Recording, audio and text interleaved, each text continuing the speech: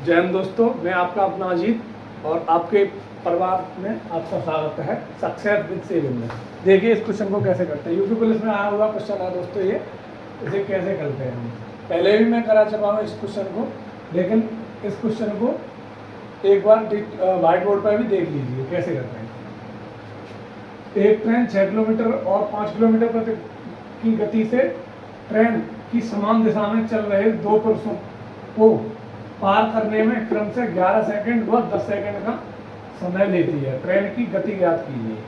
Train की गति ज्ञात करवा रहा है दोस्तों, क्या ज्ञात करवा रहा है? ट्रेन की गति। देखिए दोस्तों कैसे करते हैं ये क्वेश्चन। दरअसल दोस्तों ये हमारी पटरी होगी, ये ट्रेन है, ये ट्रेन है और ये कोई दो व्यक्ति हैं।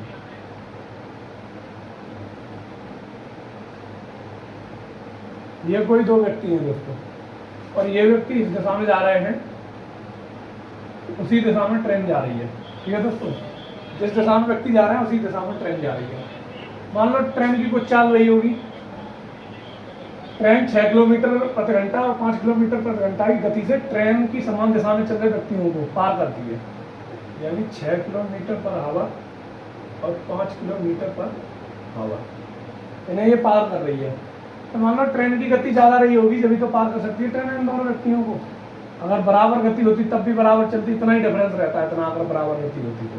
लेकिन ट्रेन को इन व्यक्तियों को पार करने के लिए ट्रेन की चाल अधिक होना आवश्यक है। ट्रेन की चाल दोस्तों अधिक होना आवश्यक है, जैसा कि आप समझ रहे होंगे। पहले भी मैं करा चुका हूँ इसका सॉल्यूशन प्लेलिस्ट में आप देख सकते हैं, और डीपली करा चुका हूँ। ट्रेन इस व्यक्ति को जब पार करेगी तो ट्रेन अपनी लंबाई के बराबर दूरी पार करेगी। अपनी लंबाई के बराबर ये ट्रेन अपनी लंबाई के बराबर दूरी पार करेगी, और इस व्यक्ति को पार करेगी तब भी अपनी लंबाई के बराबर ही दूरी पार करेगी। इसका मतलब क्या है?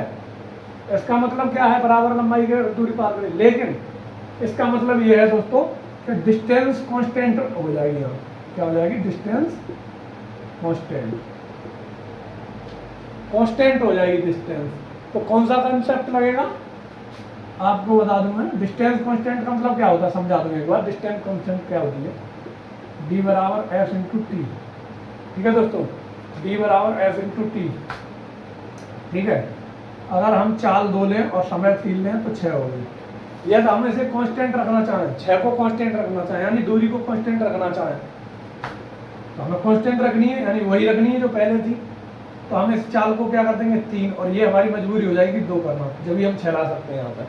जब भी तो हम 6 ला सकते हैं यहाँ पर। तो इसका मतलब क्या है? समय, चाल और समय का रेशियो,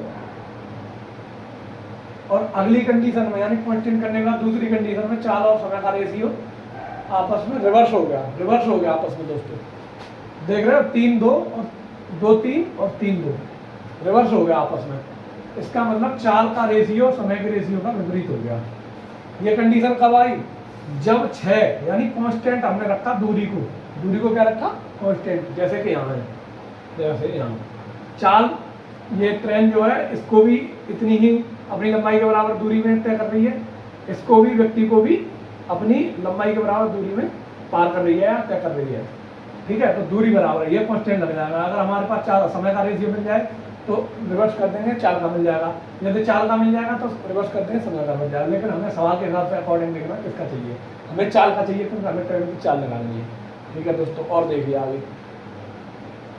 ठीक है दोस्तों,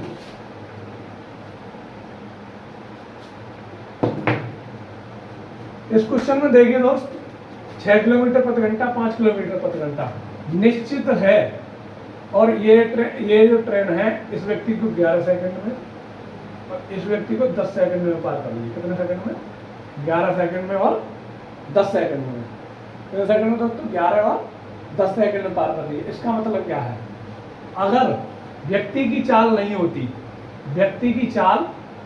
होती, स्थिर होते व्यक्ति दोनों, तो ये ट्रेन, व्यक्ति की चाल स्थिर होती तो ये ट्रेन 11 सेकंड जो समय ले रही है ना पहले व्यक्ति को पार करने में, 11 सेकंड, ये समय 11 सेकंड, ये समय जो है ये समय कम हो जाता अगर व्यक्ति की चाल स्थिर होती तो। 11 से कम समय होता और ये भी कम होता। अगर व्यक्ति इसकी भी स्थिर होती तो 10 से कम समय होता, लेकिन चाल घटने की वजह से ट्रेन की चाल घट गई क्योंकि ये भी चल रहे हैं, इस वजह से समय 11 और 10 रह गया। इस वजह से समय 11 और 10 रह गया। तो इसी समय को हम लेके चलेंगे क्योंकि 11 सेकंड और 10 सेकंड पार कर लिए, बाद में इसे जोड़ देंगे। बाद में इसे जोड़ना क्यों है? जोड़ना इसलिए है क्योंकि अगर ये ट्रेन पार का क्या नाम व्यक्ति की चाल नहीं होती तो इसे ज़्यादा समय में तय करती, इसे कम समय सॉरी इसे समय को कम समय लगाती, यहाँ भी कम समय लगाती, लेकिन चाल घटने की वजह से ये समय ज़्यादा बढ़ गया। तो हमें इसे चाल घटने की वजह से तो रियल चाल के लिए, ट्रेन की रियल चाल के लिए इस 6 किलोमीटर प्रति घंटा को जोड़ेंगे। बाद में जो चाल आएगी हमारी निकल के अभी करेंगे जो रेशियो से, उसे 5 भी जोड़ेंगे, उसमें 6 भी जोड़ेंगे। क्योंकि दोस्तों यहाँ पर आपको पता है 11 सेकंड का समय, 10 सेकंड का समय ये घटने की वजह से लगा है, माइनस होने की वजह से 6 किलोमीटर प्रति घंटा। और ये अगर ये नहीं स्थिर होते तो फिर ये समय कम होता हमारा, ये भी कम होता। आइए देखते हैं, इसलिए हम इन्हें जोड़ेंगे। अब देखिए दोस्तों कैसे करते हैं। हमने माना पहले व्यक्ति को पार करने में, हमने माना पहले व्यक्ति को पार करने में 11 सेकंड का समय, ठीक है। दूसरे व्यक्ति को पार करने में 10 सेकंड का समय, ठीक है। ये टाइम है। पहले व्यक्ति के सापेक्ष ट्रेन 11 सेकंड में पार कर रही है पहले व्यक्ति को, दूसरे व्यक्ति 10 सेकंड में। ट्रेन पहले व्यक्ति को 11 सेकंड में, दूसरे व्यक्ति को 10 सेकंड में, यानी ये टाइम का रेशियो है। हमने डिनोट कर दिया टाइम का रेशियो है, लेकिन टाइम का किस प्रकार रेशियो है? T1 और T2, ठीक है। अब हमें चाहिए ट्रेन की चाल, तो हम S का निकालेंगे। हमने बताया था अभी थोड़ी देर पहले कि यदि दूरी कांस्टेंट हो, जो कि दूरी कांस्टेंट है, दूरी कांस्टेंट हो तो चाल और समय का रेशियो आपस में रिवर्स हो जाता है। तो 10 ये हो जाएगा 10 और ये हो जाएगा रेशियो दोस्तों 11, कितना हो जाएगा दोस्तों? 11 रेशियो हो गया ना दोस्तों। अब इसका मतलब क्या है? इसका मतलब क्या है? 10 और 11, मतलब ये दोस्तों कि ट्रेन की चाल 10 है, कब? और ट्रेन की चाल 11 है, कब है?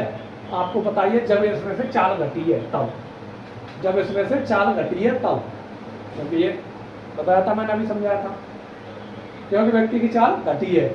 लेकिन व्यक्ति की चाल व्यक्तियों की चाल घटी है। अगर व्यक्तियों की चाल ना घटी होती, स्थिर होते व्यक्ति, तो चाल कितनी होती ट्रेन की? इन व्यक्तियों को जो ट्रेन पार करेगी वो तो अलग अलग चाल से पार करेगी, लेकिन वास्तविक में ट्रेन की चाल एक ही है। वो अलग अलग चाल में कैसे पार करेगी? मान लो x है, x में से 6 घटाएंगे x माइनस 6, x में से 5 घटाएंगे x माइनस 5, यानी अलग अलग ही आएगा। x का मान कुछ भी रख लो, ये वैल्यू तो अलग लगी जाएगी, यहाँ पे वैल्यू तो अलग लगी जाएगी ना। अभी मुझे पता नहीं है चाल ट्रेन की ना, इस वजह से वैल्यू तो अलग लगी जाएगी ना, लेकिन ट्रेन की चाल तो एक ही है। इन व्यक्तियों को पार करने में अलग अलग चाल से चलेगी ट्रेन। तो अलग अलग चाल से ये आ गया मेरा, अलग अलग चाल से चल रही है 10 से और 11 से। पहले व्यक्ति को 10 किलोमीटर पर सेकंड और ये, ठीक है। अब दोस्तों आप देख रहे हो 11 सेकंड और 10 सेकंड क्यों नहीं करा? क्योंकि मैं अगर यहाँ इसे चेंज करता हूँ 60 में, घंटे 60 करके, मिनट से या घंटे से 60 9 60 जो भी है, तो ये कट जाते हैं आपस में, इसलिए मैंने डायरेक्ट रख दिए हैं, आपस में कटे जाते हैं, ठीक है। अब देखिए, अगर ट्रेन यहाँ ये 10 और 11 जब की चाल है, जब व्यक्तियों की चाल घट गई है। अगर ट्रेन में इसकी चाल जोड़ दी जाए, घटा दी जाए, इसकी चाल जोड़ दी जाए, पहले घटी थी तो अब जोड़ दी जाए, ये चाल इसमें जोड़ दी जाए, +6 तो 16, और इसमें अगर +5 जोड़ दिया जाए तो भी 16। इसका मतलब क्या है? कि ट्रेन की चाल 16 किलोमीटर प्रति घंटा रही होगी। इसका मतलब ये है कि ट्रेन की चाल हमारी 16 किलोमीटर प्रति घंटा रही होगी, जिसमें से 10 घटा तो 6 आ गया, और जिसमें से 11 घटा तो 5 किलोमीटर प्रति घंटा आ गया। हमारा चेक भी हो गया कि दोनों कंडीशन हमारी चाल एक ही आ रही है ट्रेन की। जब हकीकत यही है कि ट्रेन की चाल एक ही आनी चाहिए, ठीक है दोस्तों। अब इसमें यहाँ समझ लो थोड़ा सा, आपको नहीं समझ में आया होगा इसमें यहाँ समझ लो थोड़ा सा। हमारी ट्रेन की चाल 10 रही होगी, कब? जब व्यक्तियों को पार, हमारी ट्रेन की चाल 10 रही होगी जब व्यक्तियों को पार कर रही है, पहले व्यक्ति को पार कर रही है।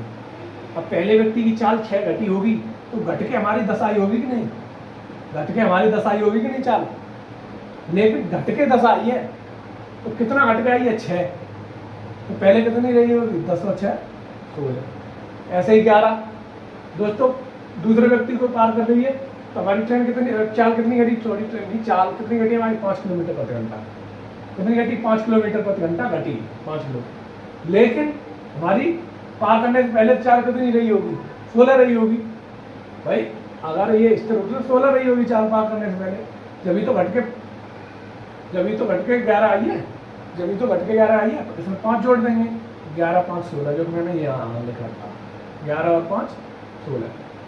ये हो गया दोस्तों इसका सॉल्यूशन। एक और क्वेश्चन देखते हैं दोस्तों।